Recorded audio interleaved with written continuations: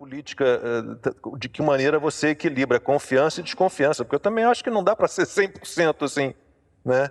Vai se entregar totalmente aqui a confiança? É Qual é a difícil. chance de estarem tentando enganar você? É difícil. Eu sou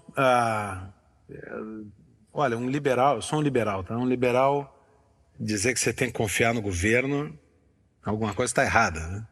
O Reagan tinha aquela frase, as palavras mais perigosas da língua inglesa, né, são: olá, eu sou do governo, estou aqui para ajudar.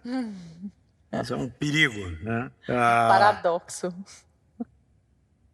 Essa dificuldade de encontrar o equilíbrio entre confiar o suficiente para formar uma parceria, para formar uma coligação e saber que o interesse do outro está voltado não necessariamente para o mesmo lado que o seu, isso é o grande desafio da política. Para mim, para a gente conseguir, num país que tem 40 partidos políticos, tu tem que construir uma coligação, tem que construir uma aliança, tem que atrair mais pessoas.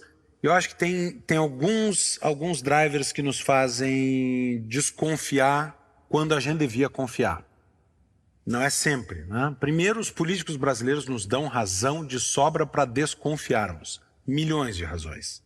Se contássemos em reais... Os liberais bem menos, né? Os liberais menos. Bem menos. Mas se contássemos em reais, seriam bilhões de razões, né? Para desconfiarmos deles. É um país de alta corrupção, é um país de descumprimento de promessa eleitoral, é um país em que os partidos políticos não têm significação ideológica. Então o sujeito está no partido A e faz Y, não guarda nenhuma coerência. O Henrique falou, a coerência, manter a coerência é um sinal necessário de emissão de sinais de confiança, né? A coerência é fundamental. No Brasil, enfim. Então, tem elementos para desconfiar. E tem um elemento que eu acho que a gente precisa calibrar um pouco melhor, é uma questão de maturidade democrática também. Que é o seguinte: eu elegi esse cara. Como é que eu elejo esse cara? Tem uma campanha de 45 dias, eu passo 45 dias ouvindo ele. Se eu sou um eleitor muito dedicado e muito interessado, eu passo 45 dias ouvindo ele. Normalmente não passo nem isso. Nesses 45 dias, meia hora por dia, eu vou debater meia dúzia de assuntos e vou dizer, vou escolher esse cara. E aí ele vai lá, ele começa o mandato dele e no dia 35 ele toma uma decisão diferente da que eu tomaria. Olha, eu sou casado, eu amo minha esposa, a gente escolheu viver junto, constituir uma família, criar um menino. E às vezes eu quero comer um filé, ela quer uma pizza. Paola, vamos comer uma carne, eu quero uma massa. Não existe identidade de escolhas, de preferências, de valor, não existe. Não existem duas pessoas que pensam sempre igual, que querem sempre a mesma coisa. E aí hoje na política, assim, eu elegi esse cara, ele tem que me representar plenamente. É a primeira vez que ele fizer uma coisa diferente do que eu gostaria, hashtag não me representa, lixo traidor. Cancelamento. Cancela esse cara, não serve. Isso é um sinal de imaturidade política. Por quê? Primeiro porque a campanha, como eu disse, ela escolhe meia dúzia de assuntos. Qual é o caminho para isso? Primeiro, a gente tem que olhar para dentro de nós. Nós temos que entender o que é importante para nós. Quais são os assuntos que são core para mim. Quais são os princípios e valores que são importantes para mim. Esses daqui são os definidores. O que é acidental, se é massa ou carne? O acidental o nome diz. Não tem problema. Eu tenho que entender que vai haver divergência. Eu não entrei nos assuntos minuciosamente para escolher a pessoa para me representar com identidade. A representação é por aproximação. Então a primeira coisa para poder confiar no ambiente da política, tu tem que entender os teus princípios, os teus valores. Investiga o que é importante para ti. E isso o Brasil Paralelo ajuda demais o brasileiro a olhar e pensar, poxa, o que é que de fato eu espero de um político, o que é que de fato eu espero da condução do meu país. Isso aqui é importante para mim. Esse é o hardcore, esse é o núcleo duro, isso aqui é o importante para mim. Estes são os princípios e valores. E tem que entender que na política eles vão se amoldar de acordo com a situação. Princípios e valores são abstratos e perfeitos. A realidade é concreta e imperfeita. O que eu não aceito é que o cara, dado um problema real, ele não use os princípios e valores para encontrar um caminho. Se o caminho que ele encontrou não é exatamente o que eu encontraria, mas ele está ligado nisso, cara, eu continuo confiando. Eu continuo confiando. Quando eu olho para um líder político, eu pergunto quais são os princípios e valores que guiam essa pessoa. Não é se o artigo 3º do projeto tal está de acordo com... Não é a, sei lá, não é a proposta tributária que eu faria, não é... São princípios e valores. Isso nos ajuda a voltar para o que é mais importante. Isso nos ajuda também a obrigar a classe política a identificar quais são os seus princípios e valores. Numa democracia evoluída, isso acontece pela legenda política que a pessoa representa. Aderir ao Partido Republicano nos Estados Unidos ou aderir ao Partido Democrata é uma declaração de princípios e valores. No Brasil, aderir ao Partido XYZ... Casa da Mãe Joana. É um instrumento eleitoral. O partido é um instrumento eleitoral, lamentavelmente. E falo isso porque, enfim, poderia falar do meu aqui. Os partidos fazem questão de, a cada momento, reforçar que não importam os princípios e valores, importa o jogo eleitoral. Então, o que você faz? Busca a pessoa que combina princípios e valores contigo.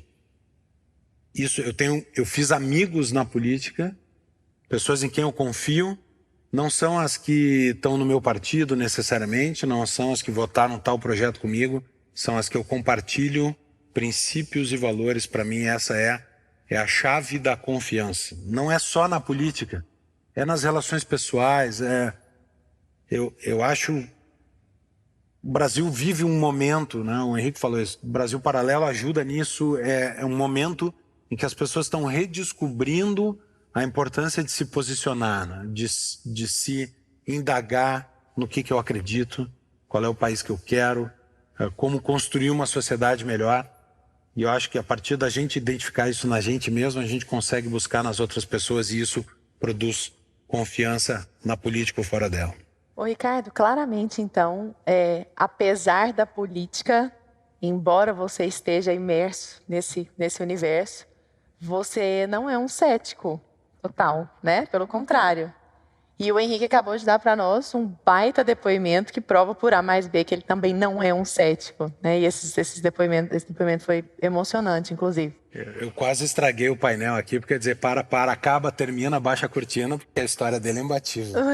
Maravilhosa, de fato, foi muito incrível. Mas toda essa perspectiva que você trouxe a respeito de como analisar um candidato que tem essa identidade com seus valores também é muito importante. A gente não pode deixar isso de lado, não. Não é tão emocional, mas é fundamental para o nosso dia a dia, né? Eu diria assim também, alguns países, né? Poxa, o Henrique é um investidor, é um homem de negócios, né? Ele sabe que existem sociedades em que é mais fácil investir, tu tem mais confiança nas pessoas ao teu redor. Isso está consolidado na moldura jurídica de um país, na cultura e na moldura jurídica. Nos Estados Unidos, tu é pego colando numa prova e é um país que pune a desonestidade, tu é expulso do colégio. No Brasil, tu é pego colando numa prova, pega a recuperação, vai te dar uma segunda chance. Ou a professora diz assim, se eu pegar de novo, eu vou tirar a tua prova. A gente tem uma tolerância com a desonestidade, né? Isso produziu no Brasil um sistema jurídico, por exemplo, que para fazer valer um contrato eu levo 15 anos executando um contrato. Isso é um incentivo à desconfiança.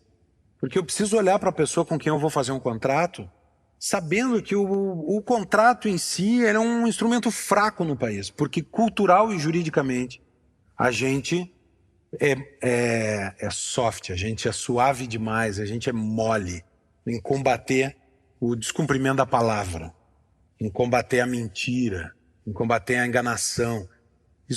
Então, o Brasil é um país onde isso é fraco. Para mim, qual é a solução? Por que eu não sou um cético? Porque eu acredito nas pessoas. Buscar pessoas com valores parecidos. Eu não faria um contrato de trabalho com alguém que acha que dar um emprego é explorar um trabalhador. Eu não faria uma sociedade com alguém que diz que o lucro é a expropriação da mais-valia. E eu não me casaria com uma pessoa que diz que o casamento é uma instituição de dominação machista ultrapassada. Esses valores não me permitem criar confiança. De novo, a chave está nos princípios e valores. Encontrem as pessoas que compartilham valores com vocês. E aí é possível confiar, mesmo num país como o Brasil. É a chave para derrubar o ceticismo, né? É isso aí. Incrível, muito bom.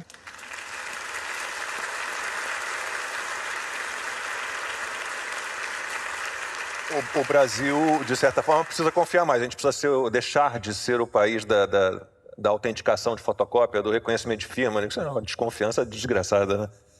Então, para a gente encerrar, Henrique e Ricardo, que conselhos vocês dariam, começando pelo Henrique, para alguém que perdeu completamente a confiança, seja no que for? Em Deus, nos outros, nos amigos, nos colegas, na família? Eu acho que, indo para o assunto um pouco Brasil, né?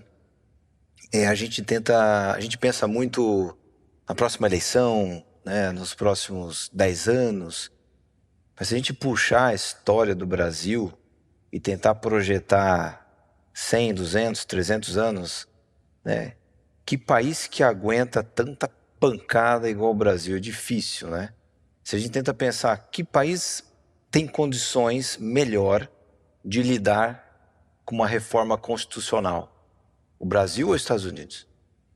Eu acho que é o Brasil. Vai ser a 11ª, 12ª, nossa, eu sei lá eu. Os Estados Unidos, como é que vai ser lidar com uma reforma constitucional? Para chegar nesse ponto, o que aconteceu nos Estados Unidos?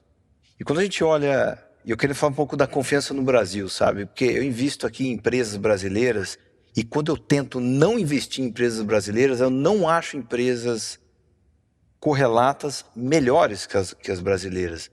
Eu olho a Suzano, a Klabin, a Rumo aqui e tento olhar algumas paralelas lá fora, não são igual às nossas. A gente tem muita coisa boa aqui. E quando eu olho lá de trás, né, desde a colonização dos portugueses, aí você teve a tentativa, a invasão holandesa, os holandeses não conseguiram, né, dominar isso aqui, né? Invasão francesa não deu também, a armada inglesa chegando, né, com Dom João VI e tentando tirar algum filé daqui, não conseguiram nada, né? Getúlio Vargas não rolou, né? Se matou, não deu. Aí os militares em 64, 60, não conseguiu, saiu. Aí entrou, né, Constituição de 88, aí aquela turma lá, se você olhar nome, eu não vou ficar falando muito, nome a nome, hoje ninguém se elege nem para síndico dessa turma, não tem jeito. Então, quando você vai olhando a história do Brasil, isso aqui tem uma força tão grande, tão assim incontrolável, que é como se fosse um gigante realmente pela própria natureza e que tem vontade própria. Então, assim, tem o assunto do comunismo, né? Eu acho que a gente é incompetente até para ser comunista, a gente não consegue. É um negócio continental gigantesco que alimenta aí 1/6 do planeta Terra. Eles precisam da gente, a comida sai daqui, tem água, tem sol, tem território, tem né, uma mistura étnica que nenhum país tem. E eu vejo isso no mundo corporativo. Quando algum grande gigante internacional chega aqui com o maior poder financeiro do mundo, chega aqui e fica pequenininho, não faz nada. Então, quando veio o Walmart no Brasil em 2004 como a empresa mais importante do mundo, não do varejo, mas do mundo, e comprou a rede Bom Preço, 118 lojas e pulou já para terceiro varejista nacional, ficava ali brigando com o Grupo Zafari, com o Pão de Açúcar, Carrefour. O que aconteceu com o Walmart no Brasil? Não conseguiu, né? A Hertz, quando veio no Brasil, a Localiza engoliu. Né? Quando os grandes bancos internacionais entraram no Brasil na década de 90, JP Morgan, Morgan Stanley, Merrill Lynch, né? O que aconteceu? Tem jeito. Itaú, Bradesco, agora Nubank, tudo é tudo aqui. Então, nós temos condições de realmente sermos muito bem-sucedidos. E quando você vê o que aconteceu daquele período super obscuro na Itália, pós-queda do Império Romano, e começou a ter o ressurgimento italiano, o renascimento veio com força, o estopim daquilo foi eles começarem a ter acesso de novo aos clássicos. A Itália parou de ser dominada por um monte de povo bárbaro, eles começaram a revisitar os clássicos. A literatura grega, a própria romana lá de trás. Está dando para perceber um pouquinho disso no Brasil hoje. Parece que a gente está redescobrindo os clássicos. As pessoas estão lendo melhor, estão começando a ter curiosidade. E a existência do Brasil paralelo me dá esperança no Brasil. Então acho que a gente tem que voltar a confiar no Brasil. Ricardo, e aí, como é que a gente faz com que as pessoas confiem? Subscrevo de novo, podia estragar o painel e dizer, termina com isso, está perfeito. Concordo plenamente. Eu acho que às vezes a gente não se dá conta do quanto o Brasil esteve ameaçado. Toda essa riqueza, essa pluralidade da sociedade brasileira. O Brasil é um país plural, miscigenado, aberto, tolerante. É um país de uma riqueza cultural profunda. Poderia ser, né? Acho que isso. E a gente experimentou como país um início do fim, assim. Eu acho que os últimos anos, esse projeto que tomou conta do Brasil, tomou conta da América Latina, essa onda vermelha, né, do bolivarianismo fora do Brasil, mas representada pelo lulopetismo aqui, não é pelo que foi feito na economia, não é pelo que foi feito com o BNDES, não é só pela roubalheira da Petrobras, não é só, né? Lembrando que a Petrobras declarou 88 bi de prejuízo por corrupção, isso é sempre bom lembrar, né, gente? Não é só por isso, é pela tentativa organizada, orquestrada que foi feita de fazer uma destruição do tecido social brasileiro. Talvez aqui, mais do que em qualquer outra parte do continente, e isso seja comparável talvez só a algumas universidades americanas ou europeias, o esforço concentrado, organizado, aliás, disperso, mas organizado a partir de um núcleo, de destruir a família brasileira, de destruir as relações marido-mulher, de destruir a integração racial que o Brasil vem produzindo gradativamente ao longo do tempo, claro, ainda com muita dificuldade para a maioria dos negros que ainda vivem um resquício de uma pobreza, mas em que o Brasil vem incluindo cada vez mais no acesso à prosperidade. É um país em que os números de pobreza vêm caindo, como no mundo vem caindo. Eu acho que o Brasil enfrentou um tremendo perigo.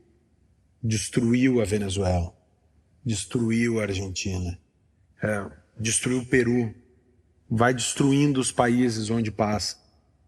Nós flertamos tempo demais com essa ideologia totalitária e apesar disso, e Natal é renascimento, talvez pelo tamanho do perigo, o brasileiro foi buscar a essência de ser brasileiro. O brasileiro foi buscar, e nós estamos aqui, né? O que significa ser brasileiro? O valor da tolerância, o valor da igualdade de verdade, não da igualdade forçada, da igualdade de enxergarmos no outro aquela centelha de alma divina e de ver o outro como um igual, não como um inimigo, não como um dominador, mas como um igual, um amigo, um em potencial. Acho que o Brasil foi reencontrar o cristianismo que fundou o país. Acho que o Brasil foi reencontrar a sua história tão bonita. Então eu tenho 1000 motivos para acreditar no Brasil e acho que o maior deles é um pouco o que o Henrique falou, tudo que a gente passou como nação, E esse renascimento, já que é Natal, né? Esse renascimento no coração dos brasileiros de princípios e valores, de defender a minha família, de santificar o meu trabalho, de dizer que o fruto do meu trabalho é bom, ele é honesto, que buscar prosperidade é positivo, de que tratar o outro como um igual e próximo é positivo, de que as relações familiares são harmônicas e são positivas, de que nós não vivemos uma guerra social, ao contrário, que a sociedade, o mercado, a sociedade, as famílias são a maior máquina de cooperação pacífica e amistosa que a humanidade já desenvolveu. Eu acho que tudo isso me faz acreditar no Brasil, ver o quão perto nós chegamos do desastre e como isso vai nos empurrar para ser um país melhor daqui para frente. Inevitavelmente me veio à mente a história de Turandot, que é precisamente o que nós ouviremos agora. Uma parte dessa ópera, uma área de nome Nessun Dorma. Quem foi Turandot? Uma princesa chinesa, maravilhosa. Mas, na contramão de tudo que foi falado, ela era extremamente egocentrada, mimada. Turandot não quer se casar. E são muitos os pretendentes, porque ela é uma princesa de uma beleza incrível. Na frente do palácio real, onde ela passeia, milhares de pretendentes querem ter Turandot como sua esposa. Dado que o imperador disse a ela que ela teria que se casar e teria que ter descendência para que a dinastia continuasse, ela coloca uma condição. Ela diz, ok, eu me caso, mas eu vou fazer 3 charadas para qualquer pretendente. Se o pretendente acertar as 3 charadas, eu me caso com ele. Mas basta ele errar uma delas, eu quero que vocês cortem a cabeça desse pretendente e espetem numa estaca na frente do meu palácio. Desnecessário dizer que na frente do palácio são muitas as estacas com milhares de cabeças. Até que em determinado momento, na história da ópera, estou encurtando para vocês aqui, aparece o estranheiro, o estrangeiro, que inevitavelmente se apaixona por Turandot. O Conselho de Sábios tenta dissuadi-lo de participar desse teste, de participar dessas 3 charadas, mas o amor dele é tão intenso, a paixão dele é tão real, que ele se submete às 3 charadas e acerta. Turandot fica desesperada. Não sabe o que fazer. Porque todo o desejo dela de nunca se casar, agora, a partir desse momento, com um estranheiro, foi por água abaixo. Vendo o estranheiro, que a Turandot não queria se casar com ele, chegou para ela e disse assim, se você descobrir o meu nome, você não precisa mais se casar comigo. Amanhece. Turandot descobre o nome? Não.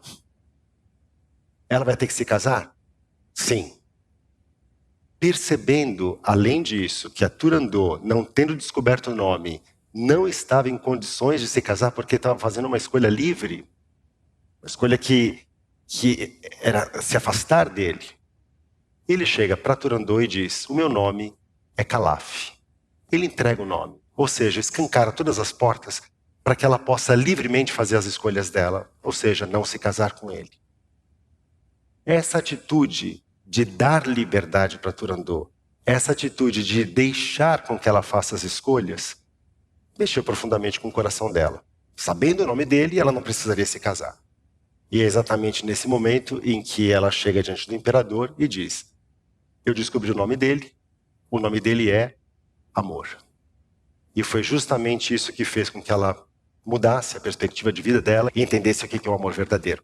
Então agora o Marcelo Vanucci vai cantar a área Nessun Dorma, Ninguém Durma, da ópera Turandot.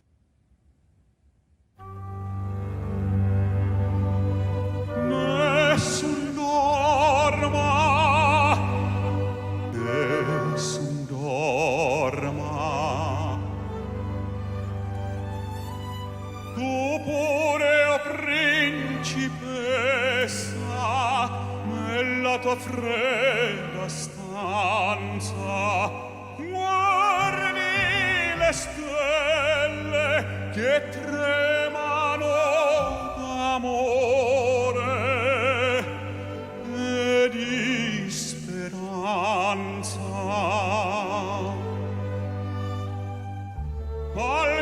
mistero è chiuso in me. Il nome mio nessun saprà. No, no, sulla tua bocca dirò quando la luce splenderà.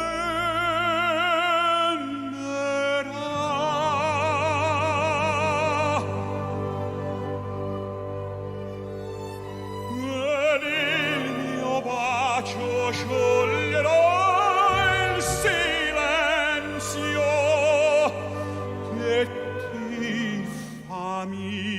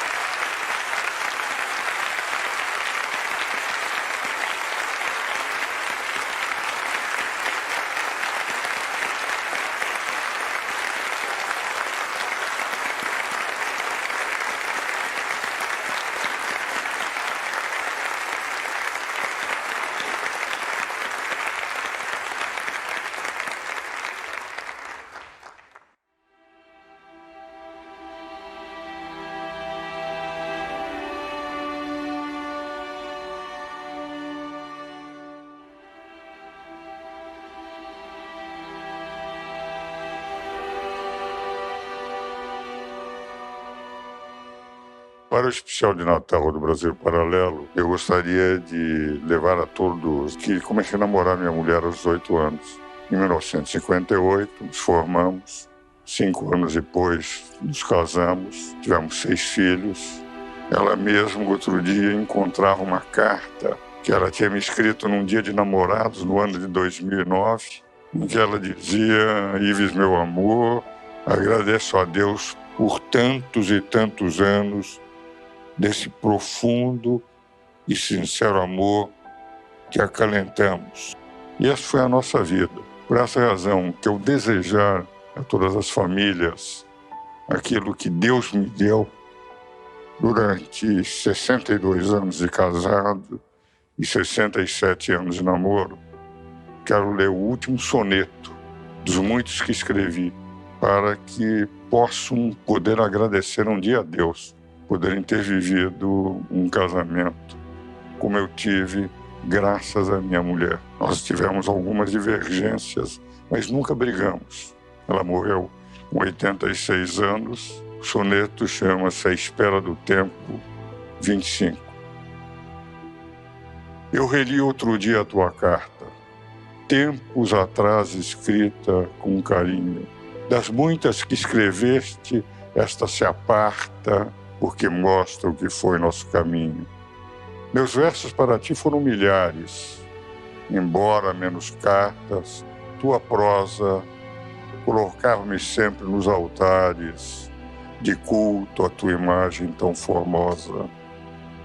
Teu amor foi a dádiva dos céus. Eu agradeço a Deus este presente.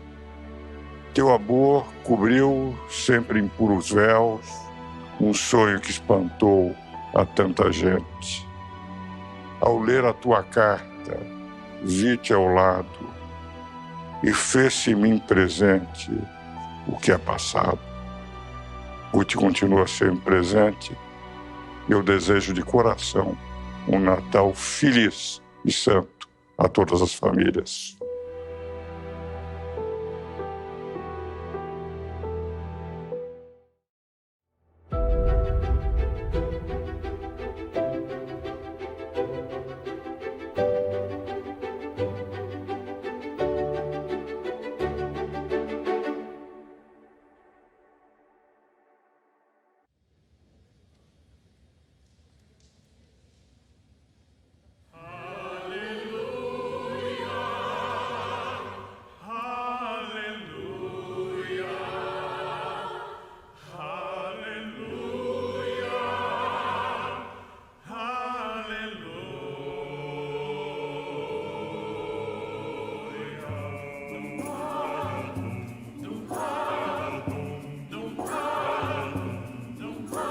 I've heard there was a secret chord that David played and pleased the Lord, but you don't really care for music, do ya?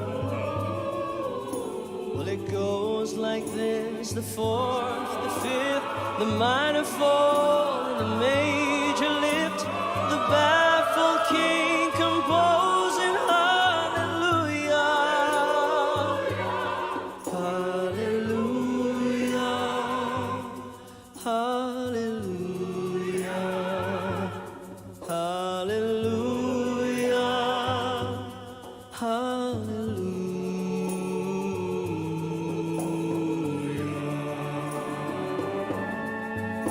Her faith was strong, but you needed proof. You saw her bathing on the roof, her beauty in the moonlight overthrew her. She tied you to a kitchen chair, she broke your throne and she cut your hair, and from your lips she drew the hallelujah.